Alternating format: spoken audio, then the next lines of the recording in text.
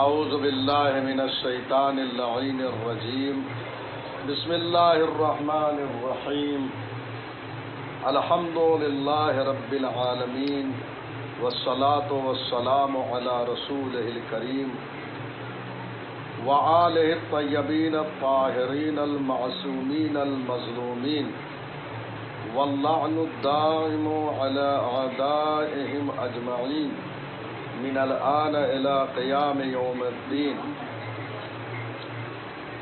الحمدللہ پروردگار کا لطف و کرم شامل حال ہوا، ایک مرتبہ پھر ہم اپنے علمی مطالب کو پیش کرنے کے لیے حاضر ہوئے ہیں۔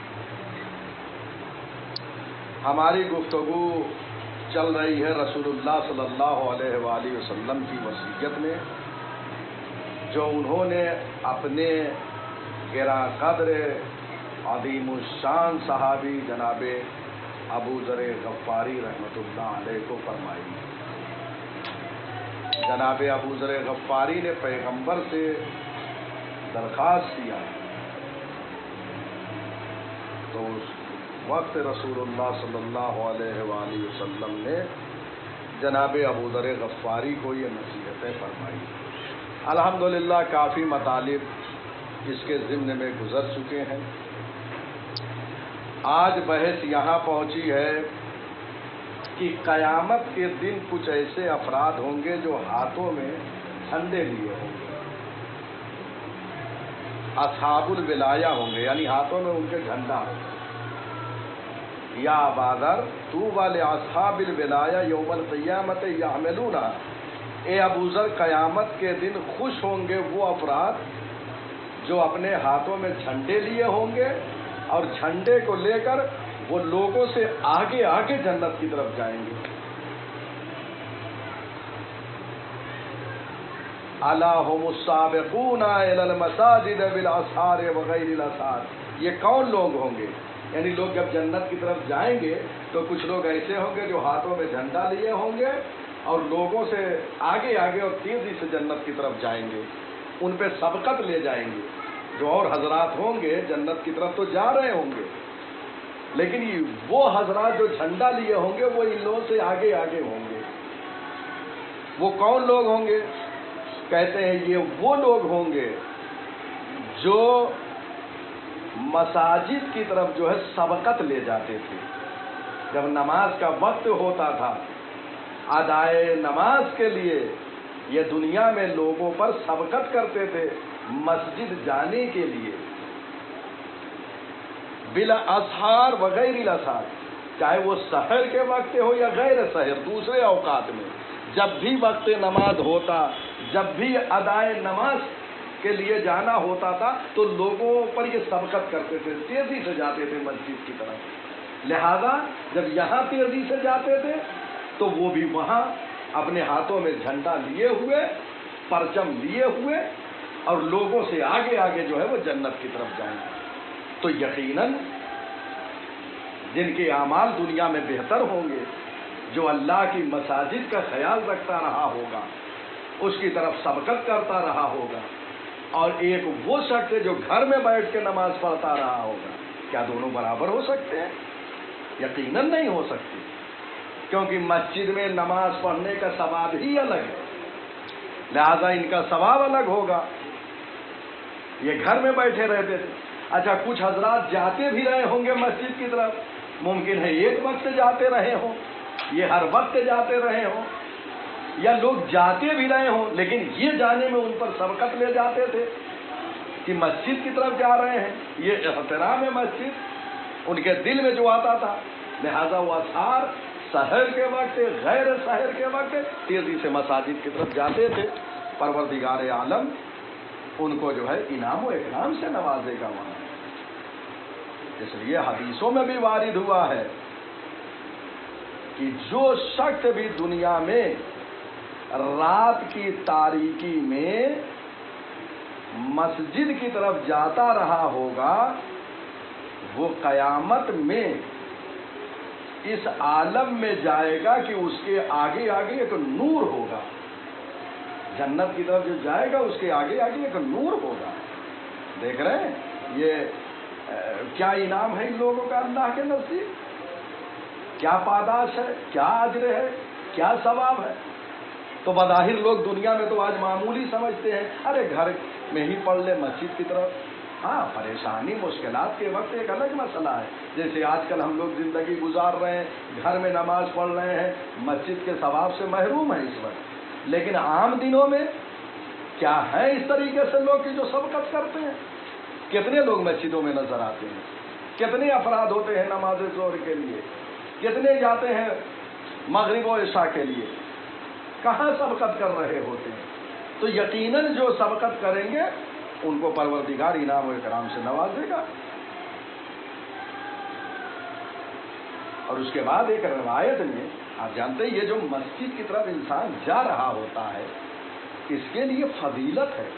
यानी जब जाता है मस्जिद की तरफ, जाने में जितने कदम उठाता है और आने में जितने कदम उठाता है, परवरदिगार हर कदम के इवज़ 10 नेकियां उसके नामे अमाल में लिखता है हर कदम पर, और 10 जो है वो गुनाहों को माफ करता है और 10 दर्जे को बुलंद करता है एक एक कदम पे।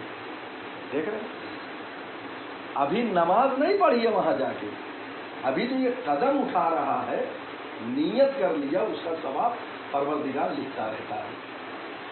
10 नेकियां हर कदम पे, 10 गुनाह हर कदम पे मिटा रहा है और 10 दर्जे बुलंद कर रहा है। अल्लाह अकबर, ये सवाब जो मस्जिद की तरफ जो है सबकत कर रहा हो। अब आइए उसके बाद ये सब अभी नमाज और उससे मुताल्लिक चीज़ों के हवाले से गुफ्तगू हो रही है। अब फिर नमाज के सिलसिले में एक जुमला पैगंबर अकरम फरमाते हैं, या अबा ज़र अस्सलातु इमादुद्दीन, ए अबू ज़र नमाज दीन का सुतून है। मुताद्दिद मरतबा मैंने हदीस मुबारक की तरफ इशारा किया है कि नमाज दीन का सुतून है। अगर सुतून ना हो तो इमारत बरकरार नहीं होती। आप देखें दुनिया में जो मकान बनाते हैं, अगर सुतून ना हो तो इमारत बरकरार नहीं होती है। नमाज दीन का सुतून है। तुम्हारा दीन जो बरकरार है, तुम्हारा दीन जो कायम है, वो नमाज की बुनियाद पे है। लिहाजा नमाज को हल्का न समझो। या अबा ज़र अस्सलातु उमूदुद्दीन, नमाज दीन का सुतून है। उसके बाद फरमाते हैं वल्लिसानो अकबर, और ज़बान पर जिक्र इलाही करना इससे अजीम है। नमाज अजीम है और जिक्र इलाही करना उससे अकबर है, उससे बड़ा शरफ है। यानी नमाज तो खुद एक शरफ है, अल्लाह के यहाँ जज़ा पादाश सब कुछ जो है उसे इनायत किया जा रहा है। लेकिन जिक्र इलाह, जिक्र रब, जिक्र हजरत हक, ये नमाज से ज्यादा बड़ा है। इंसान अल्लाह का जिक्र ज़बान पे जारी करे, सुबहान अल्लाह वल्हम्दुलिल्लाह वला इलाहा इल्लल्लाह वल्लाहु अकबर, जिक्र इलाही, सलावात, ये सारी चीजें जो जिक्र ज़बान पे इंसान जारी करता है, इसका सवाब अजीम है नमाज से। ये उससे ज्यादा अहमियत का हामिल है।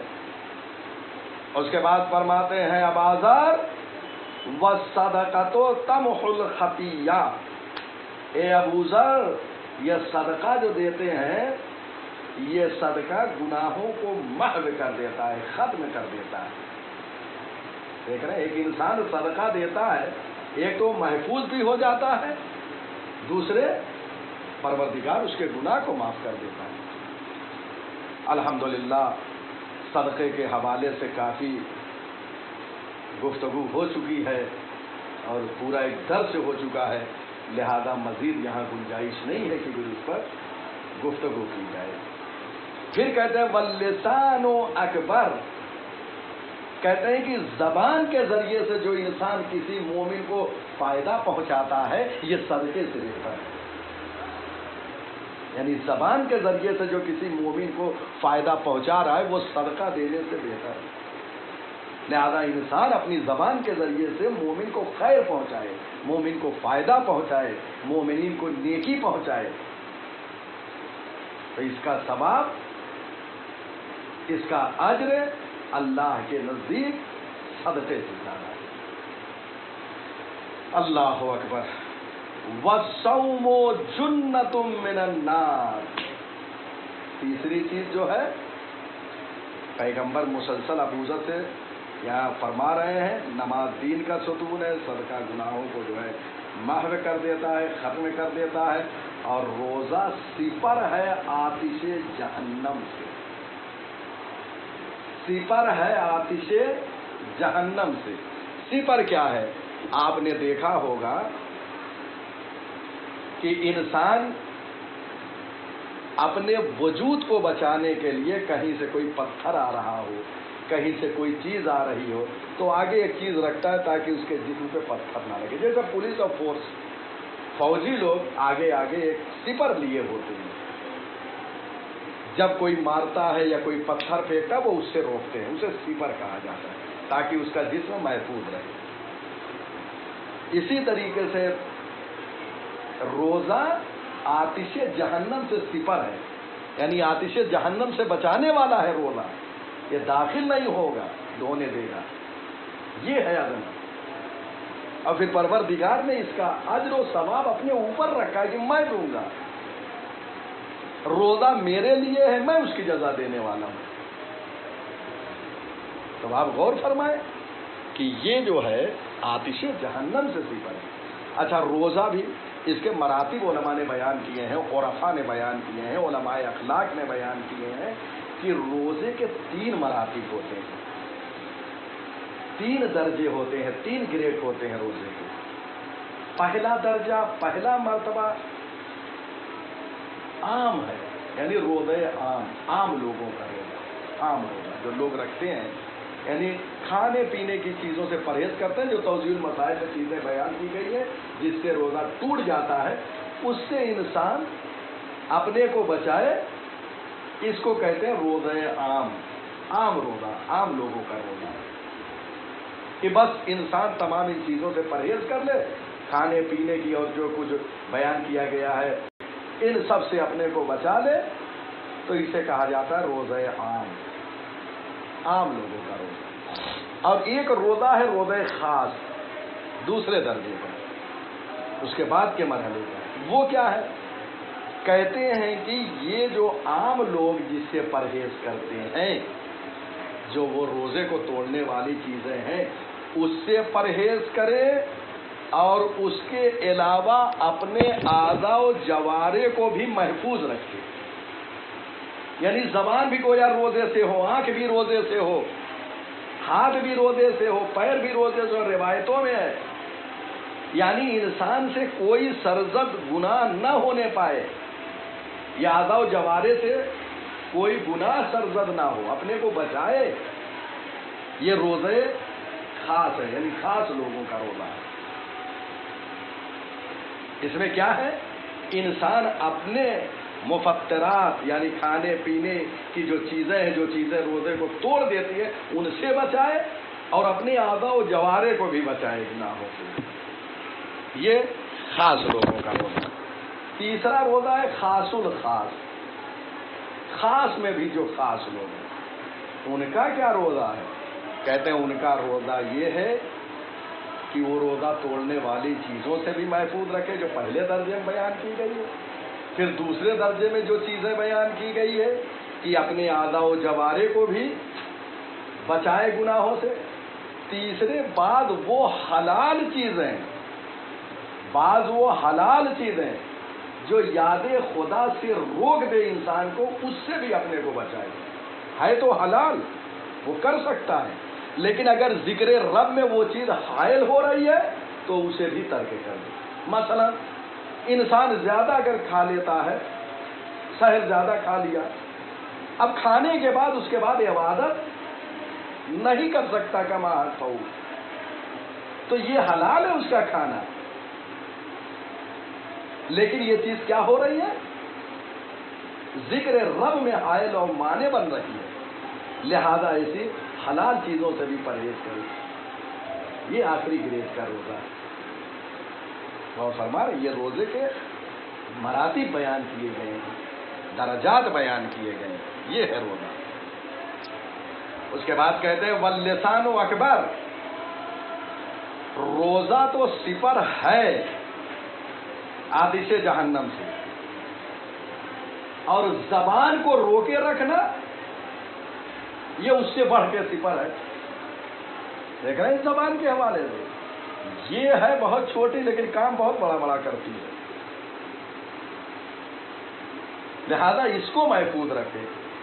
اور روایتوں میں بھی اس سے قبل میں نے سنایا تھا کہ مومن کو خاموش رہنا چاہیے، جہاں ضرورت ہو وہاں گفتگو کرنا چاہیے،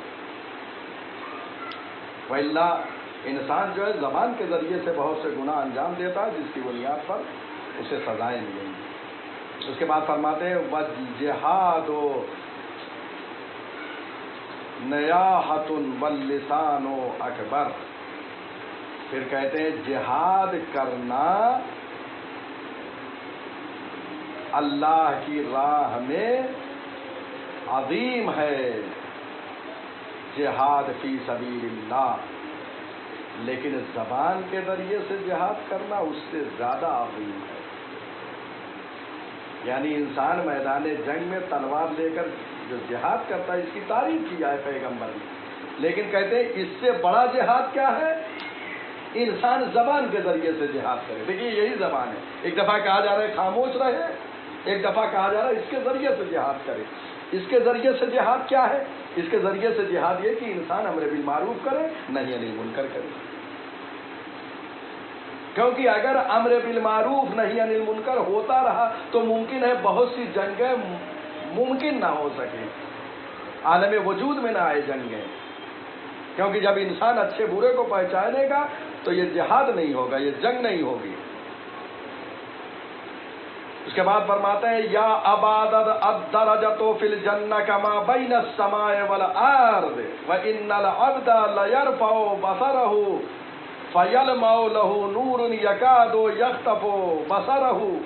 اے عبادر، جنت میں جو درجات ہوں گے، جنت میں جو درجات ہوں گے، وہ درجات میں بہت فاصلے ہوں گے، جیسے زمین سے آسمان کے درمیان کا جو فاصلہ ہوتا ہے، یہاں آپ بیٹھے ہوئے جیسے آسمان کی طرف دیکھتے ہیں، جو فاصلہ زمین اور آسمان کے درمیان ہے وہی جنت کے ایک درجے کے درمیان فاصلہ ہے۔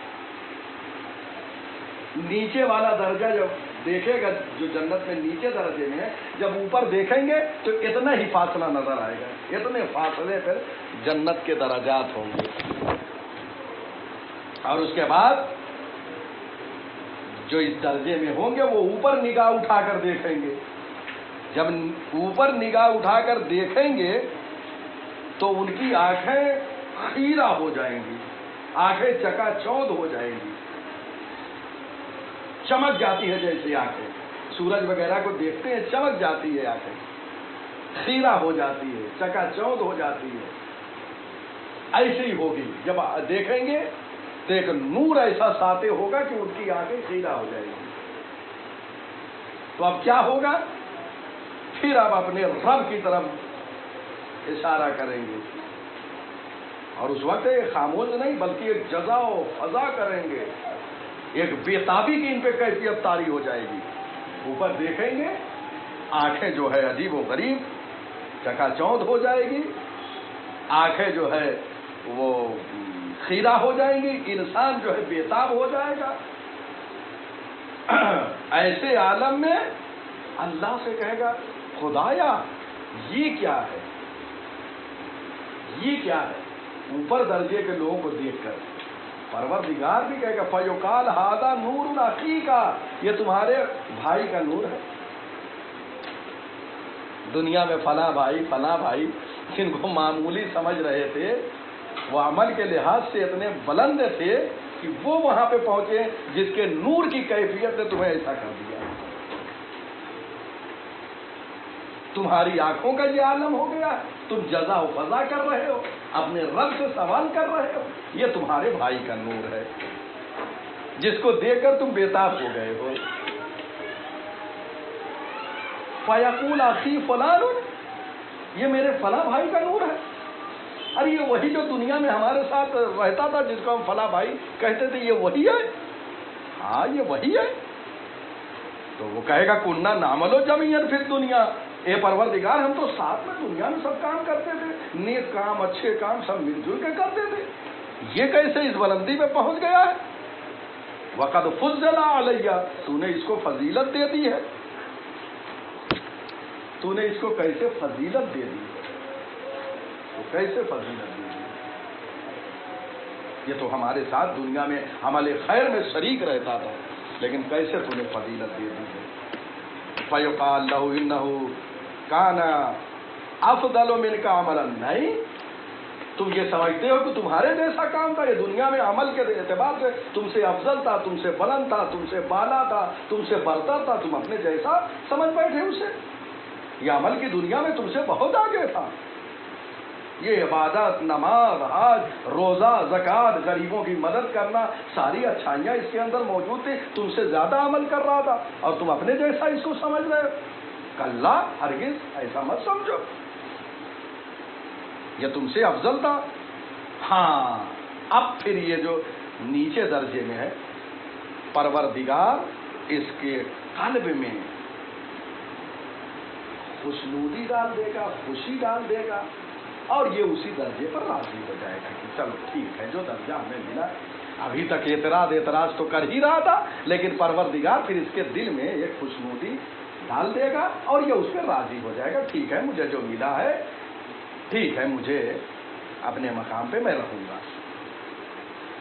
ابھی تو اعتراض کر رہا تھا، لیکن اب پروردگار چونکہ جنت رنج و الم کی جگہ نہیں ہے، اس لیے پروردگار خوشی ڈال دے گا تاکہ یہ خوش رہے. یہاں درد کسی کو نہیں ہوگا، الم نہیں ہوگا، رنج نہیں ہوگا، غم نہیں ہوگا. لیکن یہ سب چیزیں جو پیغمبر اکرم جناب ابو ذر غفاری سے فرما رہے ہیں، یقین جانیے کہ اگر انہی سب چیزوں پہ انسان عمل کر کے دنیا سے جائے تو انسان کس درجے پر ہوگا.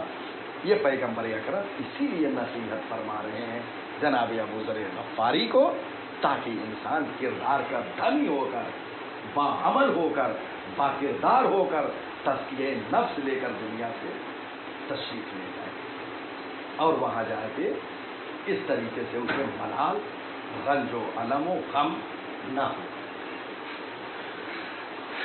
اللہ اکبر.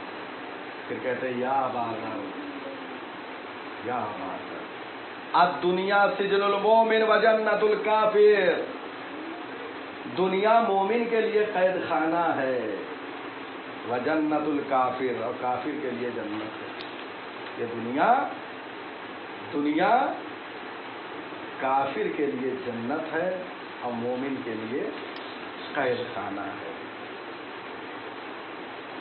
وما اصبح فيها مؤمن الا حزينا فكيف لا يحزن المؤمن وقد اوعده الله جل ثناؤه انه وارد جہنم ولم يعده انه صادر عنها.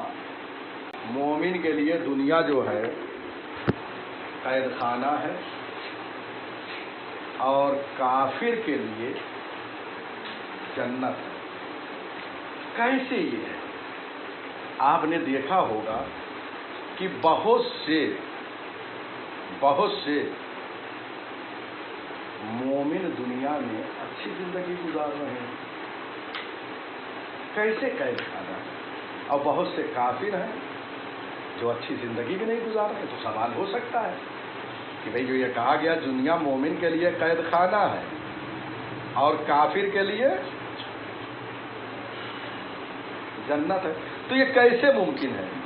آخر یہ کیسے ہو سکتا ہے کہ ایک مومن جو اچھی حالت میں ہو اور ایک کافر جو اچھی حالت میں نہ ہو؟ یہ کیسے چیزیں ممکن ہیں؟ تو اس کے لیے روایتوں میں اشارہ ہے کہ مومن جو اچھی حالت میں بعض دنیا میں ہیں، جو اچھی حالت میں ہیں، اگر ان کا مقایسہ اور مقابلہ आप करेंगे जन्नत में जो इनको सहूलतें और नेमतें मिलने वाली है, तो उसके मुकाबिल में ये दुनिया में वो कैदखानी ही के मानंद है, कुछ नहीं है उसके मुकाबिल में जो वहां मिलने वाली चीजें। इसी तरीके से एक काफिर जो मुश्किलात में है, लेकिन इसको वहां के मुकाबिल में देखेंगे जो जहन्नम में जाने वाला है, तो उसके मुकाबिल वो यहां जन्नत में है, गोया अज़ाब नहीं हो रहा है, वहां अज़ाब होने वाला है। गौर फरमा रहे हैं?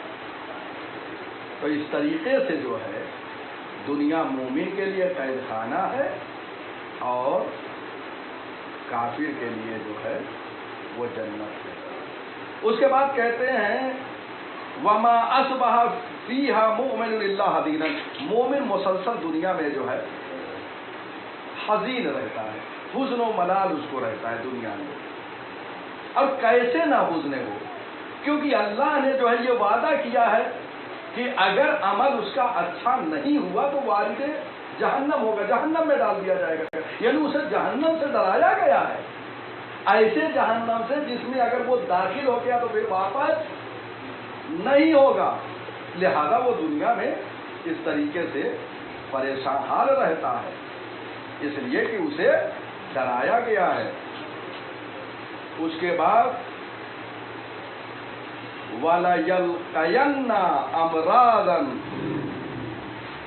व मुसीबातिन व उमूरन यज़ीदुहु, और उसके बाद वो दुनिया में हुज़्न मलाल के साथ साथ जो रहता है उसे ये भी बताया गया है कि वो दुनिया में परेशानियों में, बीमारियों में, मुसीबतों में मुब्तला होगा। तो अब मोमिन कैसे ना हज़ीन हो, उस पर क्यों ना हुज़्न तारी हो? वो दुनिया में इसलिए हुज़्न और अलम और दर्द की कैफियत गुजार रहा होता है, क्योंकि एक तो अल्लाह ने डराया है जहन्नम से, उसको सुनकर वो जो है हुज़्न मलाल कर रहा है, दूसरे मुश्किलात आते हैं, मुसीबतें आती हैं, ये सब की बुनियाद पर उसके ऊपर हुज़्न मलाल की कैफियत तारी होती है। उसके बाद ये भी कहा गया है कि दुनिया में मोमिन पर जुल्म भी होगा, और जुल्म जब होगा फला युंतसरो, तो उसका कोई मददगार भी नहीं होगा। आज दुनिया में देखिए कितने मज़ालिम हो रहे हैं मोमिनीन पर, इराक में, सीरिया में, लबनान में, दूसरे ममालिक में, कौन है फरियाद है? का कोई ये मदद करने वाला? वाले युज़लमन्न फला युंतसर, उस पे दुनिया में जुल्म भी होगा, उसका कोई मददगार नहीं होगा। ये सब जो कैफियत है, इससे मोमिन हुज़्न में रहता है, मलाल में रहता है। यंबगी सवाबम मिनल्लाह, और वो इस सब्र पर जो हुज़्न गम कर रहा है, मुश्किलात आ रही हैं, मुसीबतें आ रही है, रज व गम में मुब्तला रह रहा है, इस पे वो सब्र कर रहा है, तो सब्र की बुनियाद पर परवरदिगार से उसको जज़ा मिलेगी, उसको सवाब मिलेगा, उसको पादाश मिलेगा। यूं ही परवरदिगार नहीं छोड़ देगा। ये सब जो मुसलसल उसको तकलीफें मिल रही है, मुश्किलात में जिंदगी गुजार रहा है और वो सब्र तहम्मुल कर रहा है, तो परवरदिगार ऐसे मोमिनीन को जो है वो सवाब व अज्र से नवाजेगा।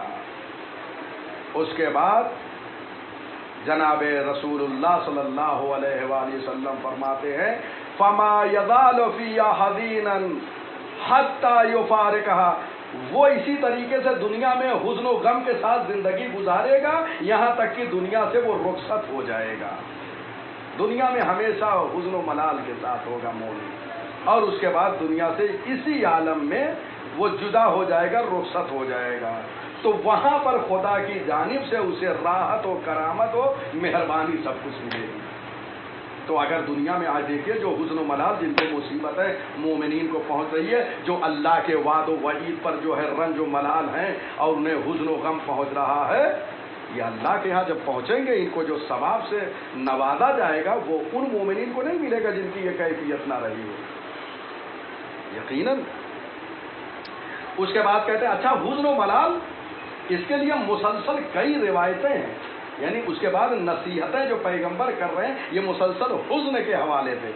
अब मोमिन को हुज़्न पहुंच रहा दुनिया में, کہتے ہیں جناب ابو ذر غفاری تھے، یا ابا ذر ما عبد اللہ علی مثل طول الحزن، دنیا میں یہ طویل حزن یعنی ایک انسان کا جو طولانی حزن مومن کا ہوگا، اس سے بڑھ کر اللہ کی کسی چیز کے ذریعے سے عبادت نہیں ہو سکتی، یعنی سب سے افضل عبادت ہے جو مومن یہاں حزین رہتا ہے، جو یہاں غمزدہ رہتا ہے مومن، یہ جو طولانی اس کو حزن سب مصیبتوں پہ پہنچ رہا ہے، اس کے برابر کوئی عبادت ہو ہی نہیں سکتی۔ یہ گویا عبادت سے اس حزن کو تعبیر کیا گیا ہے، اور فرما رہے ہیں یعنی اس حزن کو جو مومن کے قلب میں ہے، یہ جو غمزدہ ہو رہا ہے مومن ان ساری چیزوں پر، اس کے برابر جو ہے کسی چیز کا ثواب نہیں ہے، کسی عبادت کا نہیں ہے، اس کے مانند، اس کے ہم پلہ، اس کے ہم وزن اللہ کے نزدیک کوئی عبادت نہیں ہے۔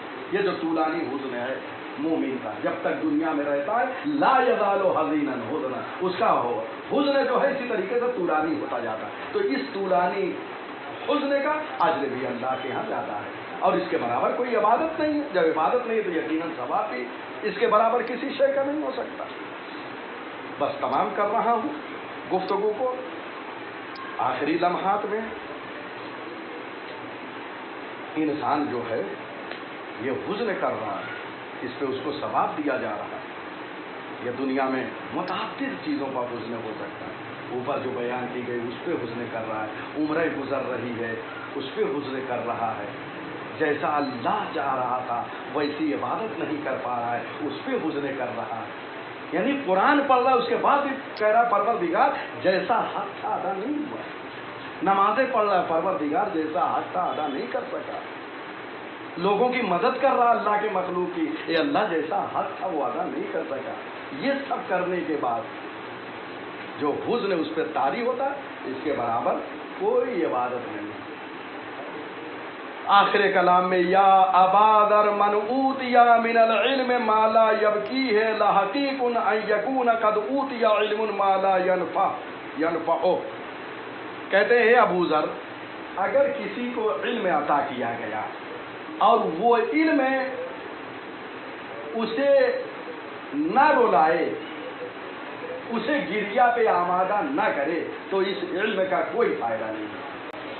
کیوں؟ اس لیے کہ قرآن مجید میں اللہ نے علماء کی جو مدح کی ہے، علماء کی جو تعریف کیا ہے، وہ انہی الفاظ کے ذریعے سے کیا ہے کہ عالم وہ ہوتا ہے جو گریا گناہ ہوتا ہے۔ کیوں؟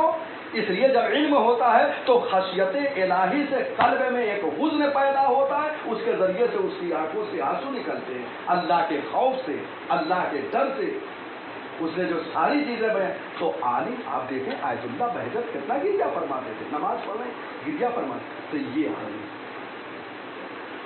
عالم جو ہوتا ہے اس کا علم اس کو گریے پہ آمادہ کرے، اور اگر گریے پہ اس کا علم آمادہ نہیں کر رہا ہے، وہ رو نہیں رہا، تو اس کے علم کا کوئی فائدہ نہیں۔ آپ علماء کو دیکھیے کہاں کہاں روتے ہیں، ایک مسئلے کو بیان کرتے ہیں رونے لگتے ہیں، ایک صحابی کا ذکر آتا ہے گریا کرنے لگتے ہیں۔ جو مشکلات اہل بیت میں پہ آئی ہے یا ان کے صحابیوں پر، وہ ان کا علم انہیں رلا دیتا ہے۔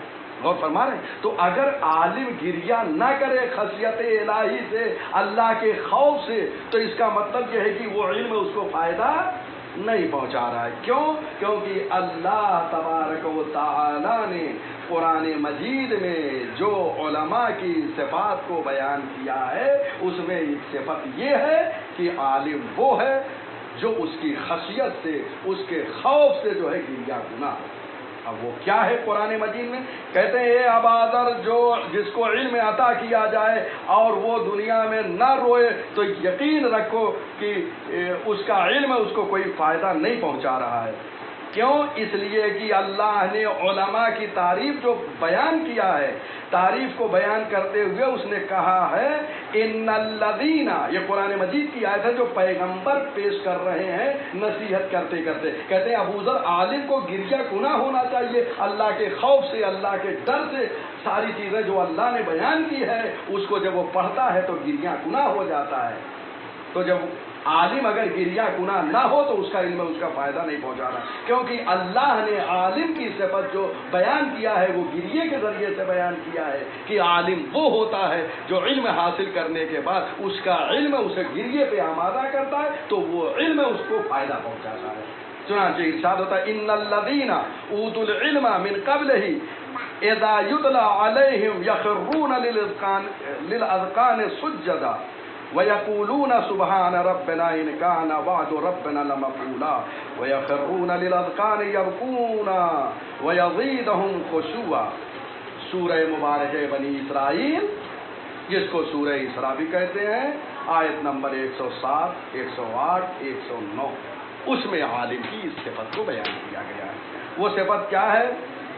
اے ابو ذر جان لو، اللہ تبارک و تعالیٰ نے علماء کی صفت کو بیان کیا ہے اس طریقے سے۔ وہ کہتا ہے وہ لوگ جنہیں اس سے قبل علم دیا گیا ہے، جب ان پہ قرآن پڑھا جاتا ہے تو وہ سجدے میں زمین پر گر پڑتے ہیں اور کہتے ہیں کہ ہمارا رب پاک و منزہ ہے، اور بے شک ہمارے رب کا وعدہ پورا ہو کر رہتا ہے، اور وہ روتے ہوئے زمین پر گر پڑتے ہیں۔ اور قرآن مجید ان کے خضوع و خشوع میں اضافہ کرتا ہے۔ غور فرمایا؟ یعنی وہ کیا ہے، جب آیات الہی کی تلاوت ان پہ ہوتی ہے تو وہ زمین پر سجدہ ریز ہو جاتے ہیں، زمین پر گر پڑتے ہیں، اور اس کے بعد وہ گریہ فرماتے ہیں۔ قرآن مجید کے آیتوں کی تلاوت ان کے خضوع و خشوع میں اضافہ کرتا ہے۔ تو آپ نے دیکھا کہ اللہ نے جو صفت بیان کی ہے علماء کی، وہ گریے کے ذریعے سے بیان کیا کہ عالم ہوگا تو گریہ کرے گا۔ اچھا، اس میں کہا یہ ہے کہ جب اس سے پہلے جن کو علم دیا گیا ہے، اس سے پہلے سے مراد کیا؟ کہتے ہیں اس سے مراد علماء یہود اور علماء نصارہ، یہودی اور نصارہ، عیسائی۔ کیوں؟ اس لیے کہ یہاں پر جو ضمیر ہے وہ یہ ہے کہ نزول قرآن سے پہلے جنہیں علم دیا گیا، یعنی قرآن نازل ہونے سے پہلے، بعثت نبی سے پہلے، وہ کون تھے؟ یہود و نصارہ، ان کو علم دیا گیا۔ لیکن جب قرآن کی آیتیں نازل ہوئی اور یہ مسلمان ہو گئے یہ علماء، تو جب ان پر آیات الہی کی تلاوت کی گئی تو ان کی کیفیت یہ ہو گئی کہ یہ جو ہے جب قرآن ان پہ پڑھا جاتا تھا تو یہ زمین پر گر پڑتے تھے اور کہتے تھے ہمارا رب پاک و پاکیزہ ہے، اور کہتے تھے کہ ہمارے رب کا وعدہ پورا ہو کر رہے گا، اور روتے ہوئے وہ زمین پر گر پڑتے تھے۔ اور یہ قرآن کی تلاوتیں جو ہے ان کے ایمان میں اضافے کا سبب بنتی تھی۔ تو بات یہ طے ہو گئی کہ علماء کے ایمان میں آیات الہی اضافے کا سبب بنتی ہیں۔ دوسرے وہ علماء جب آیات کی تلاوت ہوتی ہے تو روتے ہوئے زمین پر گر پڑتے ہیں۔ تو عالم وہ ہے جس کا علم اللہ کے خوف سے، اللہ کے ڈر سے، اللہ کی خشیت سے جو اسے رولا دے۔ وآخر دعوانا الحمدللہ رب العالمین۔